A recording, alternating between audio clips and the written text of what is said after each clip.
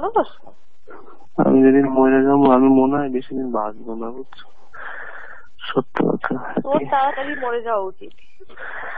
এটাই দোয়া করো। তুই মরে যে আমাকে বাঁচাবি। আচ্ছা, তাহলে দোয়া করতেছি আমি তাড়াতাড়ি মরে যাই। বলো। হ্যাঁ, আমি জানি তুমি আমাকে ভালোবাসো, তো আমাকে কেন কষ্ট দাও? কেন কষ্ট দাও বলো? নিজেও কষ্ট পাও, আমাকেও কষ্ট দাও কেন? তো রুবেল হ্যাপির ফোন আলাপে ষড়যন্ত্রের আলামত পাওয়া যাচ্ছে কই? আলাপ শুনে মনে হচ্ছে 9 মাসের প্রেমের ভালোবাসায় বিয়ের প্রলোভনে একাধিকবার শারীরিক সম্পর্ক। পুরো নভেম্বর মাস জুড়েই ফোনে বিয়ের চাপ দিয়ে যাচ্ছিলেন হ্যাপি।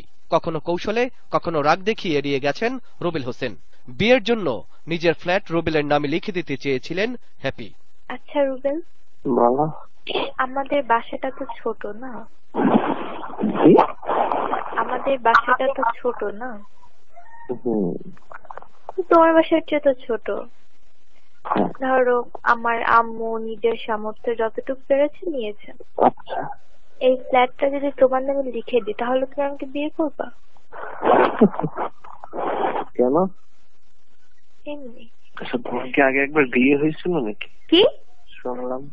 কি বললা? শুনছি, একদম বলছে।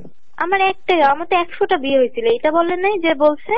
না, একজনের বলছে তখন নাকি আগে একবার বিয়ে হয়েছিল। একবার কেন, আমার তো 100 বার বিয়ে হয়েছিল। সে বলেনি, সে তো তাহলে জানেই না। পুরোটা জেনে কথা বলতে বলো না। নানা সময় হ্যাপিকে বাসায় ডেকে নিয়েছেন রুবেল হোসেন। জাতীয় দলের অনুশীলন পোশাক পরিয়েও ছবি তুলেছেন হ্যাপির। শামসুল আরেফিন, 71।